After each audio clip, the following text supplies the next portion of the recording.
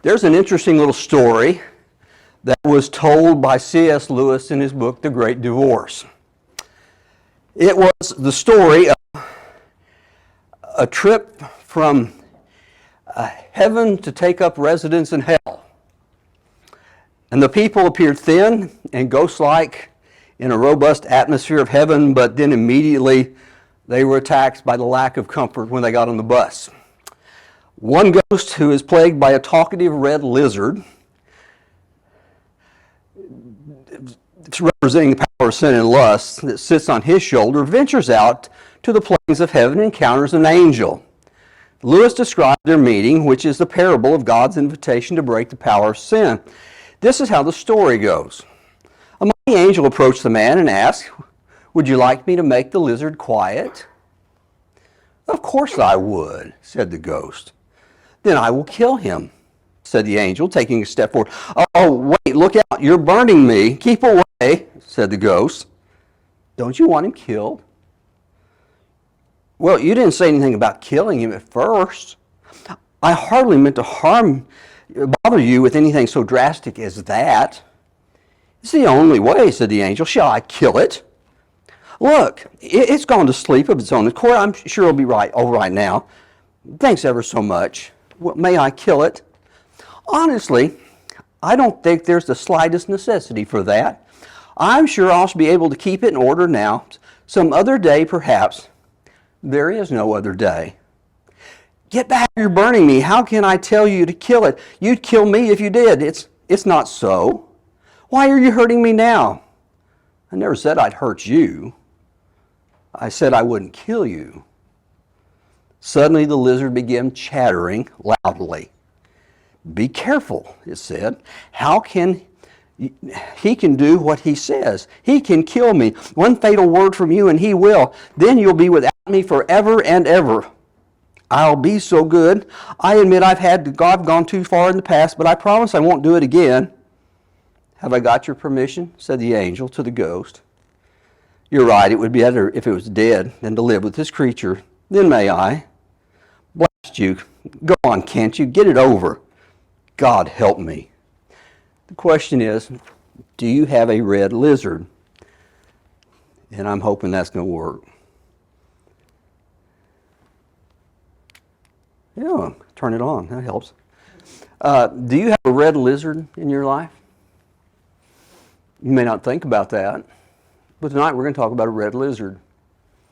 It's a lizard we all have. It all inhabits us. We all feel it. We all find out what's going on in our lives when it touches us on the shoulder, when it chatters in our ear and says, "Tell me, I want you to do this." So let's look at the red lizard tonight. In the book of James, James opens the first chapter by talking about the concept of trial.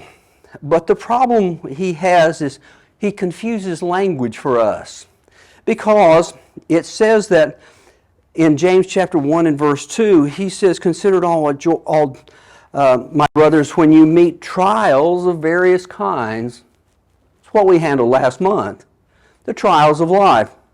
But then he says, a few verses later, verse 13, "Let no one say when he's tempted." Now that sounds very distinct, doesn't it? One is trial, one is temptation. But when James uses the language, it's exactly the same word. When you read it, trial and temptation, as the song we have sung, "Tempted and Tried," they all seem to go together, at least for us sometimes. But what's the difference between those two? How do you tell the difference between a trial and temptation? Well, a trial is always pressure from without. It's those things that are created in the circumstances that put us under the pressure that we have. James says, count it joy when that happens. That's what happens when you can't do anything about it. When your business closes and you find yourself without a job, that's a trial. For these Christians, as they were reading this book, they were feeling the trials from the Roman Empire imposed upon them because they refused to renounce their faith and say Caesar is Lord. That's something that happens to us that we can't control. So James, as we found out last month, said you must pass through the trials. But temptation, well, that's something else. That's desire from within. That's when something bubbles up inside of us that says, oh, this is what I'd love to have. I don't understand why I can't have this. And it's all the things that are part of us. And so James says we're all tempted, but we create a lot of our own temptations, or at least we participate in them. So our first reaction is to say, who's to blame? You know, that's an interesting question. Who's to blame? A lawyer will say, anybody but my client. The police are guilty. He had a bad family. He grew up in a tough neighborhood. The schools weren't very good. Don't try my client, try the world. They're the fault. He's just the victim. And we've gotten used to doing that. And so it says that James says we want to evade and deny responsibility. I like this cartoon, by the way. It's Family Circus. I liked Family Circus for many years when I still took a paper.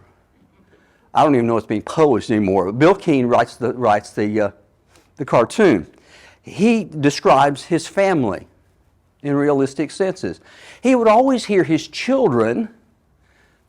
His wife would ask the children, "Who left this room a mess?"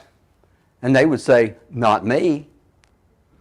"Who left the door open?" "Not me."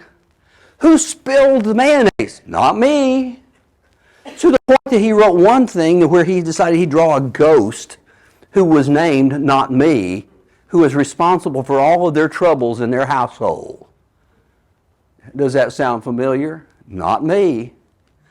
And so that tends to be exactly what happens. We're not at fault, somebody else is.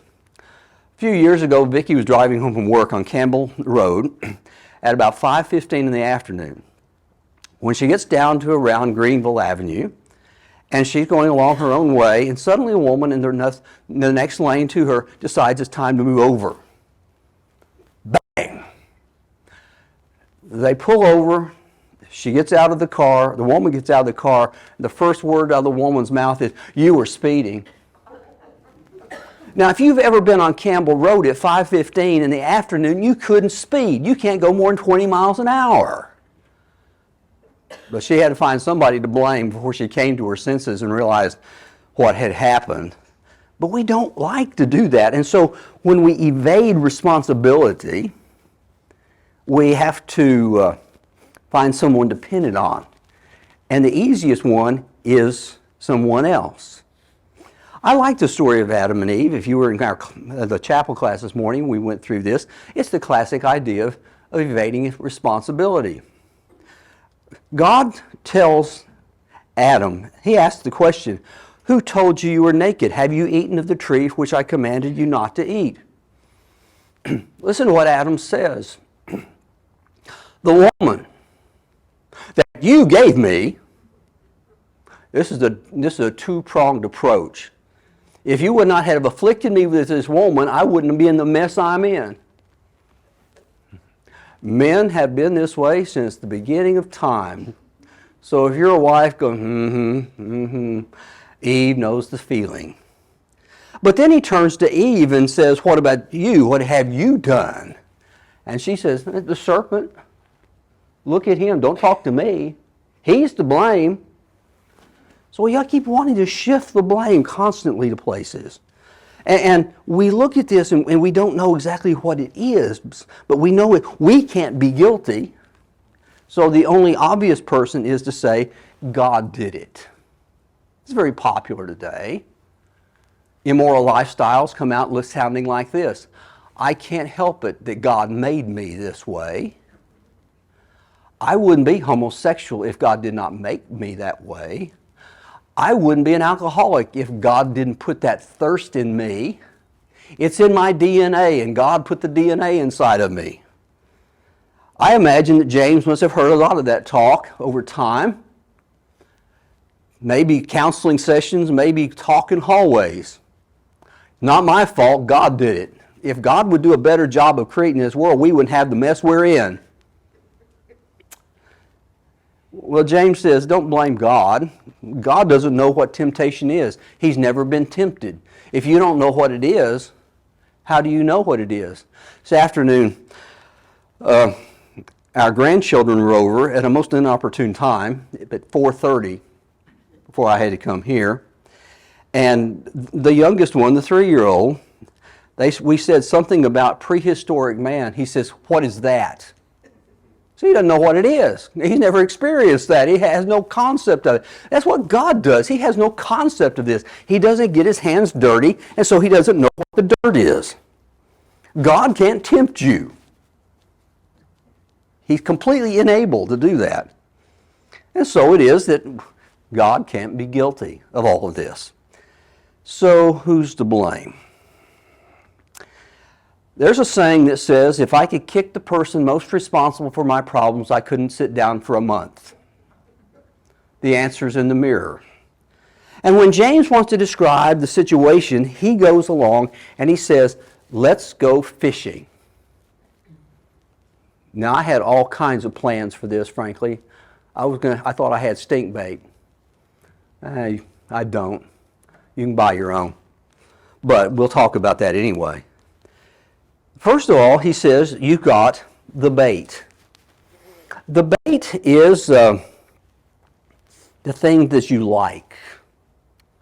You know, just think about it. If I brought you what you fish for catfish with, you know what that smells like? Sour milk, rotted cheese, stuffed in a smelly sweat sock that's been into a locker for 6 months. That's what it smells like. You go, what a disgusting thing that is. Why would anything want to smell that? Because they like it. I'm not going to touch it. When Vicki and I went to the cafeteria last night, I was thinking as we were going through the line that my mother used to go through the cafeteria line and she would order liver and onions. Not me. That's the stink bait, frankly, for me. I don't eat that. I don't like it. She used to fix it, smelled everything. I won't touch it today. And so it doesn't appeal to me. Some things probably do. So let me ask you a simple question. If I were to ask you this, and you can give an honest answer. Let's say it's about the right time for this. You're probably a little hungry. Hadn't had dinner yet. Well, let's see. Suppose I were to offer you this. I'll offer you an Oreo. Maybe I'll give you the whole bag. Doesn't take long to eat them. Would you like the Oreo? I'm going to give you another choice. I can give you a radish instead. You want the radish? You don't want the radish? Oh, I'm sorry. This is good for you.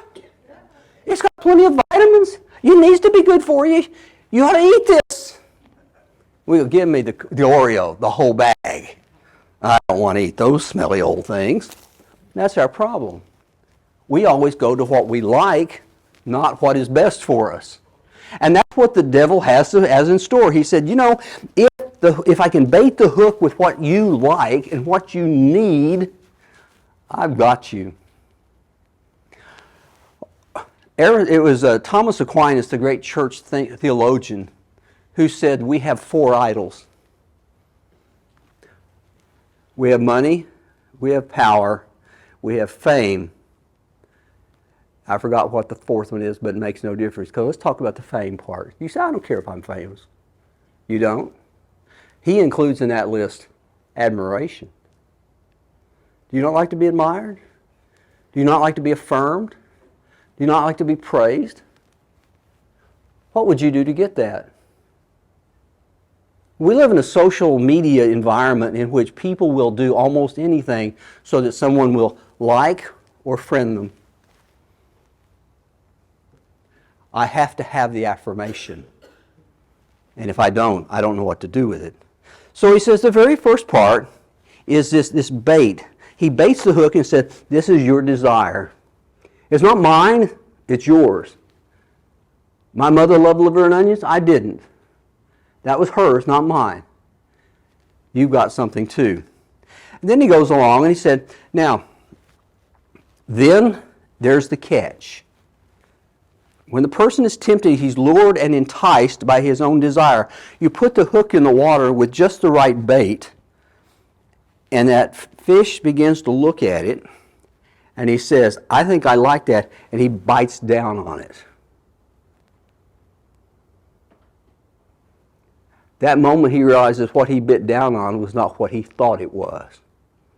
Now there's something embedded in it. He is enticed. You grab it.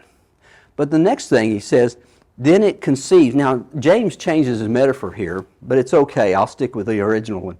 This is the capture. Once you set the hook, you begin to reel it all in, and now that fish can't get off the hook. He's now caught. He doesn't know what to do. Now he can't get out of the mess he's in. So now he's caught.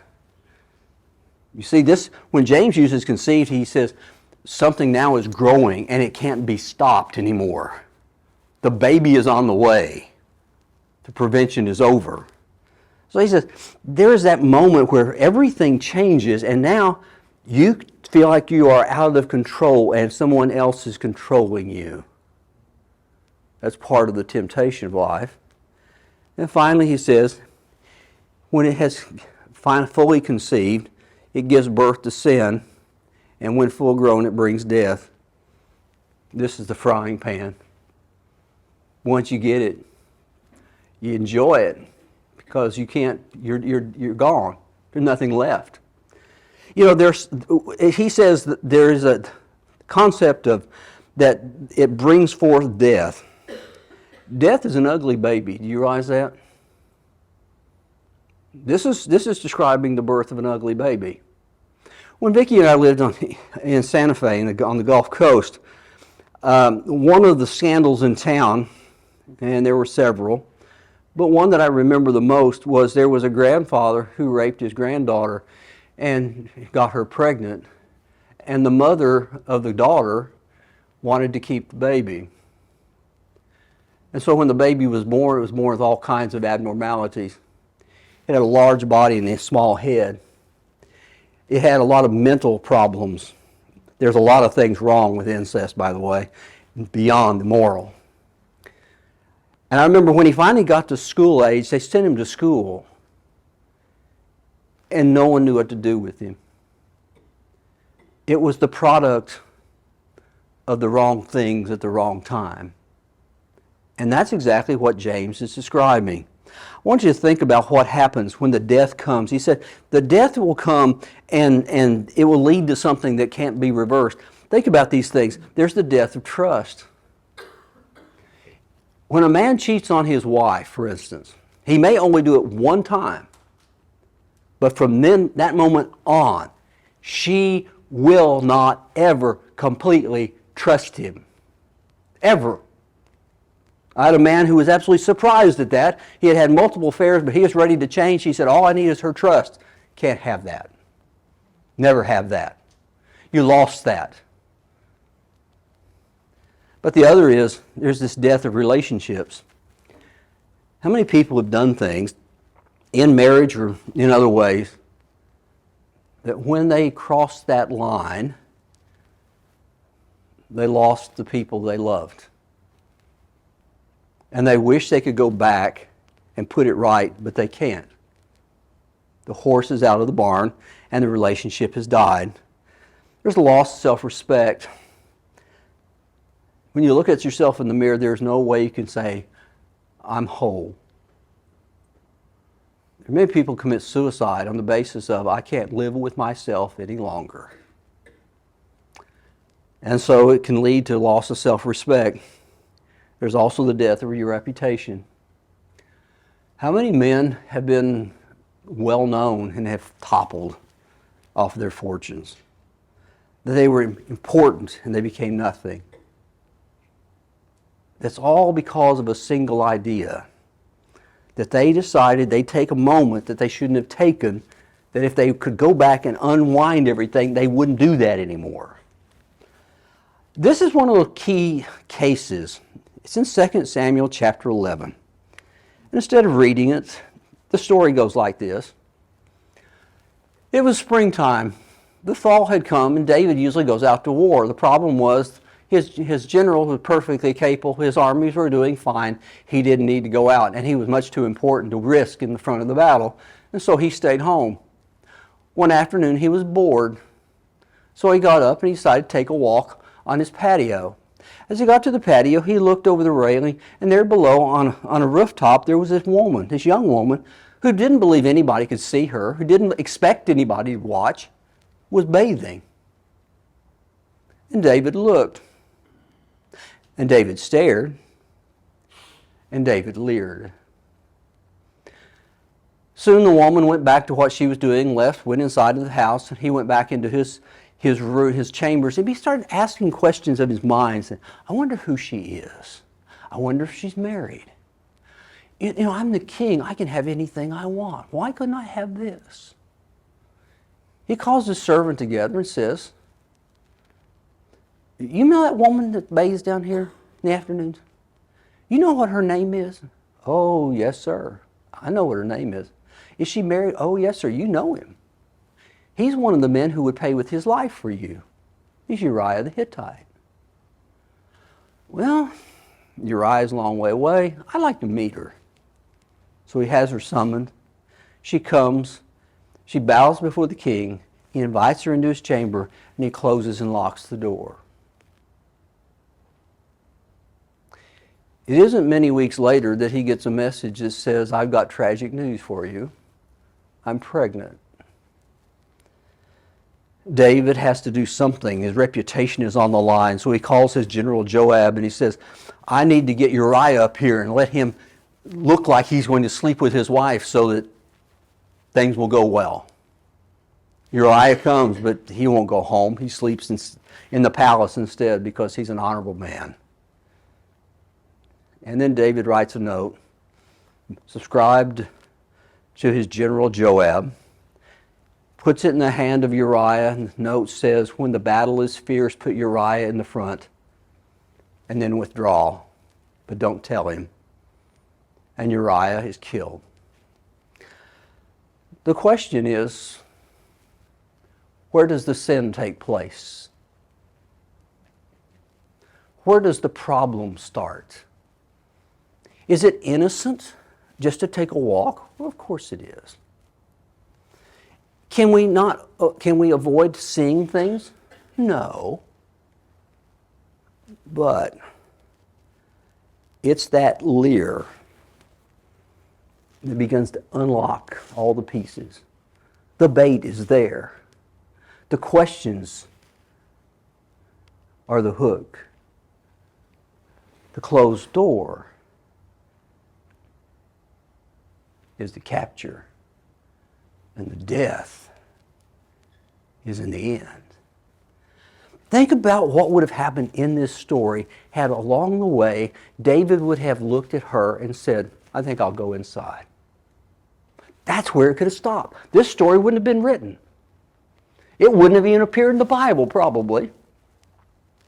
Just another day in the life of a bored statesman. But instead, the bored statesman takes one more step. And his whole life comes unraveled. I like this quote from Dag Hammarskjöld. He was the Secretary General of the United Nations in the 50s. He makes an observation. The observation is you cannot play with the animal in you without becoming wholly animal. Play with falsehood without forfeiting your right to truth. Play with cruelty without losing your sensitivity of mind. He who wants to keep his garden tidy does not reserve a plot for weeds. He says, if you play with the temptation, you'll be overcome with it. And that's what James has to say. Quit leaving the weeds in your garden. Take care of them when you can. And yet, the answer to this is to open your eyes. James says, do not be deceived. The way he really says is stop being deceived. We like deception. Did you realize that deception is more powerful than truth? More people would like to believe a lie than they would the truth. Lies are much more entertaining. And it says, stop believing the lie that somehow God's responsible for your problems. Instead, remember something. God gives perfect gifts. It's a word that has the idea embedded in it, a medicine given as a remedy. He gives perfect gifts, ideal gifts, the ones that meet the challenge. And he says, if you want to know what sin does, it creates an ugly baby. If you see what God does, He creates life. So remember that when you start thinking where the life is, not where the death is. And go with that. Because one of the problems we have is we still just like to receive or deceive ourselves. There are two things that James would like for us to all see, some realities of life that we can't avoid. The devil gives us what we want, but deprives us of what we need. He says, you want this? I'll give that to you. We never stop back and say, do you need this? We always will go for our wants above our needs. Now, we have our needs, but we don't think about our needs very long. We think about our wants. You know, if you've got a disease that is creating problems in your life and the doctor says, why don't you cut out salt? You know what you want first? The salt. Everything tastes like salt. And you say, but I like that. I want that. The devil says, go ahead and have it. Don't worry about tomorrow. It'll take care of itself. He'll always give you what you need and never what you want. But the more we believe that God provides what we need, the less we'll want what the devil tries to give us. See what James says, if you'll concentrate your life on what God gives you that you need enough, you'll forget about your wants. It'll change your wants, in fact. So what do you do about temptation? Hey, you don't avoid it. Anybody who thinks they can avoid it doesn't know what they're saying. In the third century, there was a whole group of ascetics who went out to the desert so that they wouldn't have to be tempted by things. What they found out, they got out in the desert and they were just as tempted because their temptation was here, not there. We don't avoid temptation. What we do, we have to face temptation. Stop being deceived. Stop believing the lie that somehow you are immune from it because you have desires. We all do. Know what they are. If you don't know what your desires are, you're the perfect person to be tempted because you are so clueless about what you're doing. But once that happens, you have some escape routes. You need to learn where they are. They're there. Think about David. He had an escape route. He just didn't take it. Think about the mistakes you've made in your life and ask the simple question, where could this have been different? And then the next time you'll see it coming against it. I think I've seen that problem before. I always like what Mark Twain had to say. He said, a kitty cat doesn't walk across a hot stove twice, but neither does it walk across a coal stove. If you've already been burned, don't go back down that again. It's very simple. Find the escape route and don't take it, and make sure you take it again because the danger is real. Siegfried and Roy were magicians, and they had the biggest act in Las Vegas. People would go there to see the marvels of what they would do magically. They would do these tricks, and some of them involved a white tiger. Roy had raised this white tiger from a cub, and it got to be a full-grown tiger. And people would come to Las Vegas and they said, we want to see Siegfried and Roy and what they're going to do. And so on August the 3rd, 2003, an audience assembled to watch what was going to be a marvelous act. But they were horrified by what happened. The tiger grabbed Roy by the throat and dragged him off stage and almost killed him. They shot the tiger. Roy spent the next several years in hospitals and rehabs, but he never performed again. All because if you play with the tiger is going to bite you. And that's what God wants us to understand. Don't play with the tiger.